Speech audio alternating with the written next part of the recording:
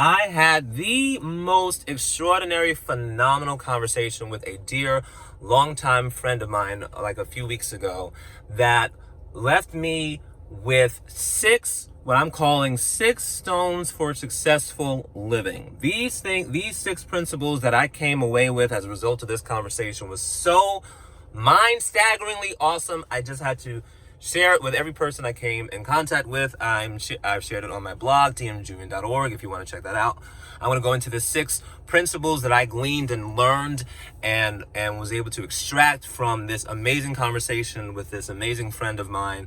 And I'm going to share the first one with you today, and then we'll go into the other 5 in upcoming videos, because I know it's going to be an invaluable asset to your life's journey. So before we begin, please be sure to like this video, share this video, leave comments down below. Let me know what you got out of the video. If you agree, you disagree, that's cool too. Don't forget to click the bell button, subscribe to the channel, click the bell button so you're notified when I have new videos coming out, because I know that the content I'm producing and the content that I will be getting out here and exposing you guys to will be a blessing to you. So let me first set this up by saying this friend that I've got, right, is very spiritually keen. And I love spiritually keen people, especially spiritually keen women. Now, men can be very spiritually sensitive as well. I am such a one, but I love spiritually keen women. And she is one of those women. So when God wants to get her attention about things, he doesn't do it in like a dream or a vision or anything explosive like that. He'll speak to her in her thoughts. And the thoughts that he'll give her, as random as they may be, as seemingly out of nowhere, out of the blue, insignificant, important as they may be, when she says them, it's like a bomb goes off and like this explosion of revelation and epiphany just hits us all. And then we are just wanting to throw an object or something because we're just so amazed at what God was saying and how God was getting her attention about things. So we were talking about the worldwide event that we're all in right now. And in talking about it, she says, every now and then in thinking about this event that we're all going through, which you all know what it is, because it's a whole world event. I'm not going to say the name anymore. You know what it is. She said, in thinking about this event, I know that God didn't send it. Let me first start there. God didn't send it. God didn't send it. God did not send COVID-19. God did not send a global plague-like pandemic that literally steals the breath out of people's bodies and is forcing God knows how many people across the world and across this country to lose their jobs and have their jobs furloughed. People even in Brooklyn that are literally starving to death in their apartments, not just dying from the pandemic itself, but just dying for lack of nutrition. Okay, if you think that I serve the kind of God that sends plagues and stuff like that into the earth to teach people anything, this, my friend, is not the channel for you. So you need to go to a channel where they teach that, because you're not going to find it here. I promise you, you're not going to find that kind of content. That's not what I offer. That's not how I was taught, and that's not what I believe. So, and my friend that I was talking with, she doesn't believe that either. So she said to me, I know God didn't send this, but with this event hitting our life the way it has, I wonder if this is an opportunity for us to take time and to spend time reflecting and inspecting on our lives. Phenomenal. Couldn't agree more. I agree 100,000%.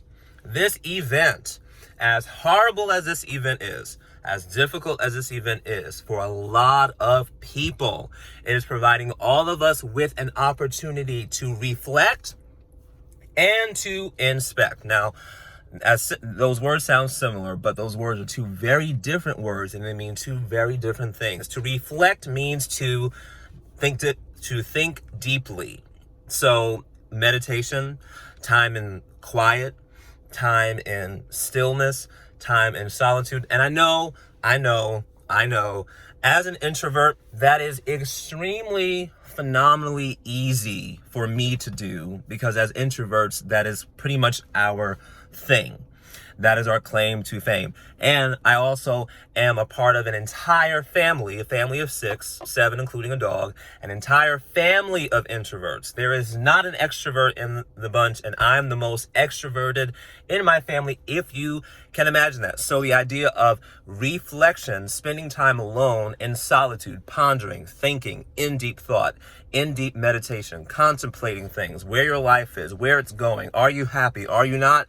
That's easy for introverts to do, but in this time where we are all pretty much quarantined to go to work, some of us, if we're considered essential services, and for those of us that are not considered essential services, you ain't even doing that. You're home. You're home. And as socially extroverted as you may be, there's just not a whole lot of opportunity for you to do that right now because of the time that we're living in. So even if you're not as introverted as others of us, this is still a time that I would really encourage you to spend with yourself in your own head. Ask yourself, what am I thinking about? Ask yourself, how are you really doing? What thoughts are swimming around in your brain that 9 times out of 10, if things were as they had been before this whole thing hit, you would be going so fast you wouldn't even have time to pay attention to those things. Ask yourself, what's going on? Give yourself the opportunity. Take advantage, I should say. Not give yourself, because the opportunity is here. Take advantage of the opportunity to reflect, to spend time with yourself thinking. So that's the first. And it's also a time for us to inspect. Now, what is the difference between reflection and inspection? Okay, reflection has to do with deep pondering, but when you're inspecting something, you're looking at it very carefully. You are observing it very carefully with the intent of noticing if there are any defects, any flaws, if there's anything in what you're looking at that's not quite right. When you are inspecting, you are checking it out. You're checking, observing, looking at the health of something. You're inspecting, you are looking at something with the intention of really understanding how strong this thing is. How healthy is this thing?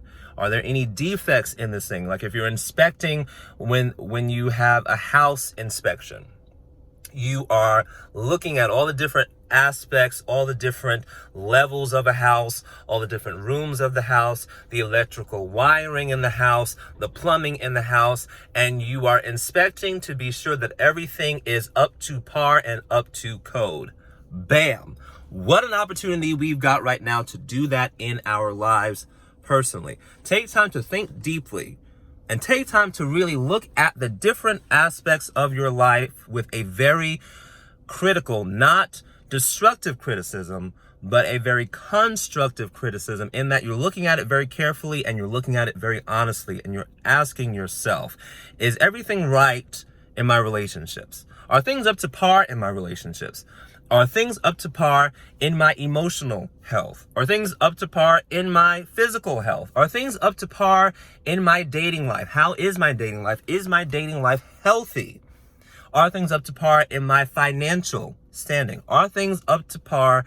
Are things the way they should be? And when this whole thing is over, can I honestly say that every area and aspect of my life is where it needs to be so that I can move into the next phase, the next season, the next opportunity that life is going to offer me? Because let me tell you, life will never ever be the same again. And there's a whole world of opportunities that are getting ready to be unleashed on all of us once this whole thing blows over, depending on your perspective, depending on your choices, your thoughts, your words, and your actions. Ask yourself, when this whole thing blows over and our new day comes and the new normal becomes a new normal because the old way of doing things will never ever be that way again, is everything up to par?